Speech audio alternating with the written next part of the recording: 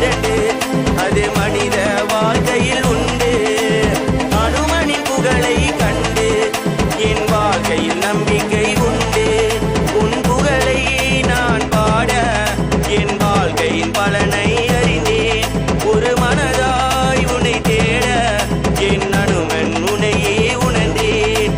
ராம ராம ராம ராம ராம ராம ராம ராம ராம ராம ராம ராம ராம. கருணை கடலாய் உருவெடுத்த எங்கள் கருணை அண்டகனே, பல துன்பம் தடுத்த